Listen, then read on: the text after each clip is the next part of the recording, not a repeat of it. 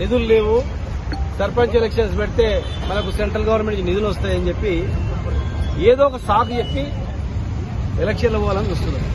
ఒక పెద్ద మనిషి కూడా చెప్పిండు, ముందు సర్పంచ్ని పెట్టాలి, తర్వాత ఎంపీటీసీ పెట్టాలి, జెడ్పీసీ పెట్టాలి, మున్సిపాలిటీ పెట్టాలి అంచెలంచెలు.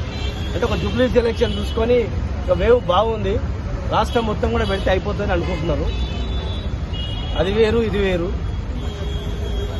నిధులు వచ్చేటి మా అంటే మాక్సిమంగా 2-3 వేల కోట్లు రావచ్చు సర్పంచ్ ఎలక్షన్స్ పెడితే. కానీ మూసీ రివర్ ప్రాజెక్టులో 1,00,000 కోట్ల ఒక 10,000 కోట్లు తక్కువ చేసుకోండి, మీ ఎస్టిమేషన్ సరిపోతుంది. ఇంకా చాలా డెవలప్ చేస్తామంటారు కదా, ఎస్టిమేషన్ చేస్తారు కదా, కోట్లు వందలు. అది లేకున్నా పర్లేదు, మాకు అభివృద్ధి లేకున్నా పర్లేదు. 70 ఏళ్ళు తెలంగాణ ఏం అభివృద్ధి లేకుండా 9 ఉమ్మడి జిల్లాలు మొత్తం కరువు ప్రాంతాలుగా ప్రకటించినా కూడా బతికినాం.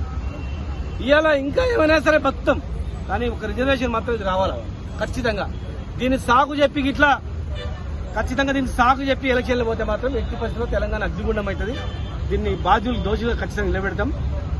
బీజేపీ పార్టీ ఒక మంత్రిత్వ శాఖ ఇస్తలేదు, బీసీ మంత్రిత్వ శాఖ లేదు, దిక్కు దివాన్ లేదు.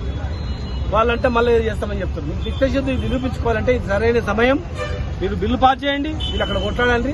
ఆఫ్టర్ 42% చట్ట సవరణ చేసిన తర్వాతనే ఏ ఎలక్షన్ అయినా తెలంగాణ పోవాలి. ఏ ఎలక్షన్ పోయినా కానీ ఖచ్చితంగా బీసీలంతా ఐక్యమై మిమ్మల్ని ఎవరు ముందుకు చేస్తే వెంటాడతారు. మేము పార్లమెంట్లో కొట్లాడడానికి మా పార్టీ తరఫున మా ఎంపీలు ఉన్నారు, రాజ్యసభలో కొట్లాడతారు. మీరు ఏ పిలిపించినా, ఏ పిలిపించినా కూడా దానికి కట్టుబడి మేము ఉంటామని చెప్పి మీ ద్వారా తెలియదు.